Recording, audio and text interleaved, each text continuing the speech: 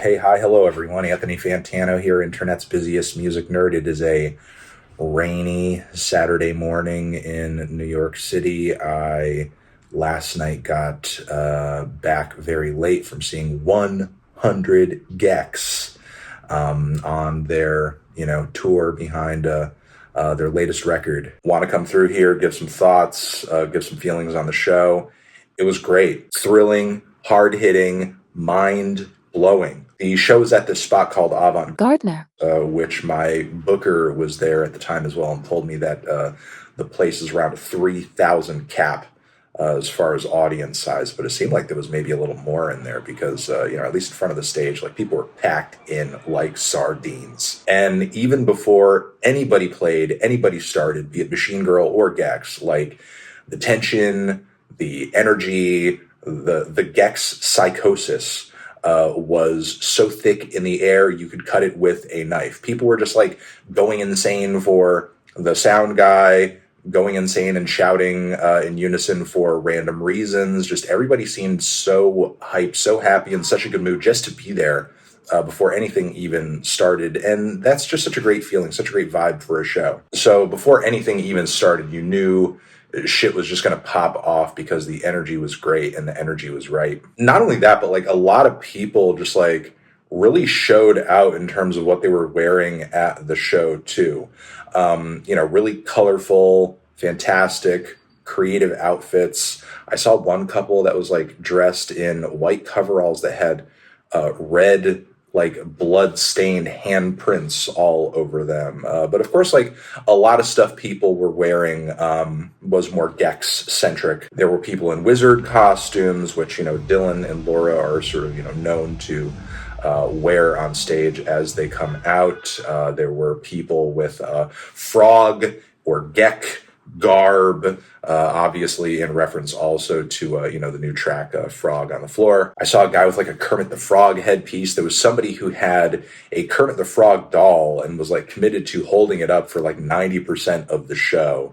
I also saw somebody in the crowd who was like holding up a crucifix, and they had crucified Sonic the Hedgehog on it. So the crowd was creative, fun, responsive.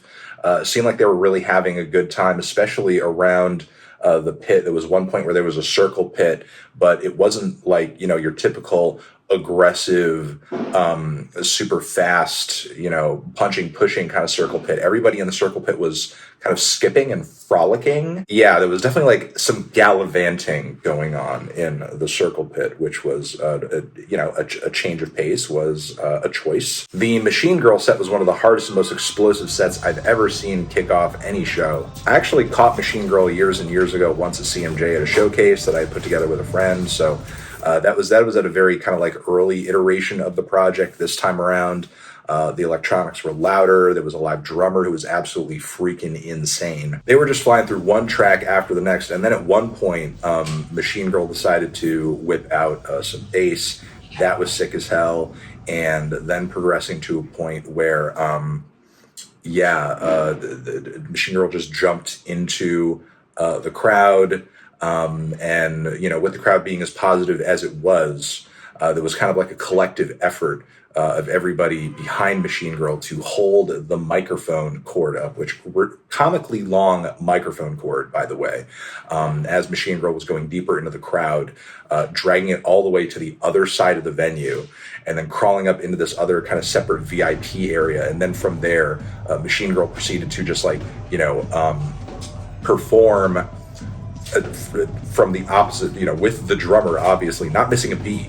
It's sounding super tight, super on point, everything, but just from the other side of the venue. People were bouncing off of each other like crazy. The mosh pit for Machine Girl was, I would say, a lot more aggressive than it was for Gecs. Yeah, it was just pretty much like all the stops being pulled out, like complete insanity, complete pandemonium. Good set that I think like really kind of set things off on a really strong note. And I was surprised that people still had the energy that they did after the Machine Girl set because, like, man, it's with how people reacted, I would have imagined it would have taken a lot out of everybody. But everyone was still like, saving at least something for Gecs because the crowd went nuts when they kicked things off. They came out wizard costumes, first track, Dumbest Girl Alive, and they really kind of left no stone unturned in the catalog. And the performance was surprisingly long, considering that their 2 records so far don't even total up to an hour in length. There were some experimental bits too. One point where Laura was like playing guitar and Dylan was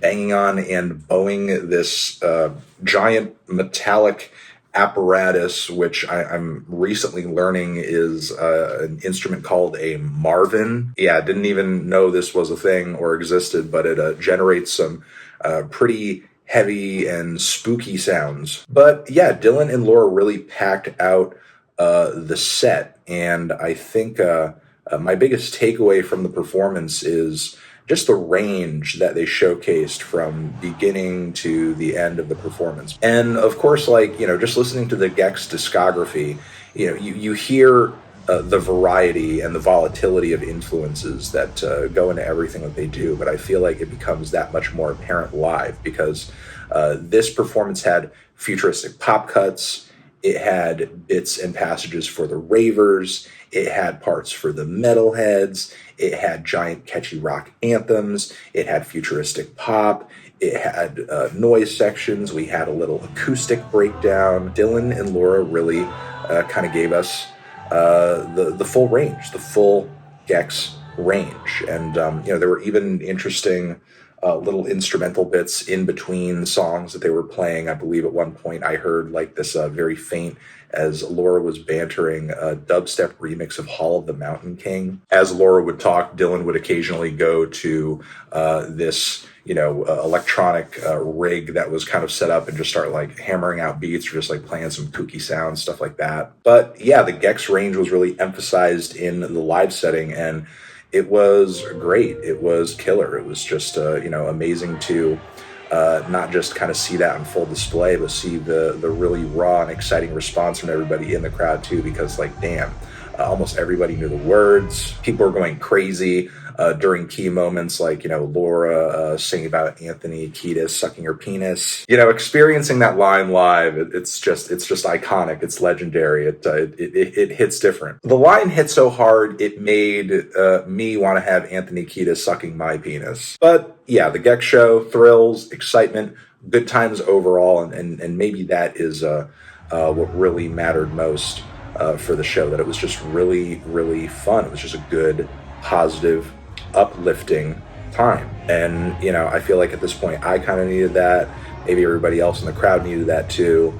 Gecs is a duo that I think continues to put out great stuff, make interesting stuff, make unique and groundbreaking pop music, very versatile pop music. Despite them being as creative as they are, they don't really take themselves too seriously. But yeah, I think that's all I have to say about this fire show. Great performance, amazing, fantastic. No notes, no additions, nothing like that. All the tracks banged, everything hit hard. From 757 to Money Machine, I was even enjoying some tracks a little bit more that I previously was not really all that crazy about. And during more experimental cuts that they performed, like $1 Million, for example, they really kind of built it up a bit more and, just like made it a bit louder and crazier and sort of, really made the live experience feel, at least in the case of some songs, feel unique from just the recording on the album itself. So, yeah, great performance. They really put it all out there and kicked ass and slayed and took no prisoners. So, 100 Gecs, New York show, April 28th. Awesome experience to remember. Those are my thoughts on that. Over here next to my head, another video you can check out. Hit that up or the link to subscribe to the channel. Anthony Fantano, 100 Gecs, forever.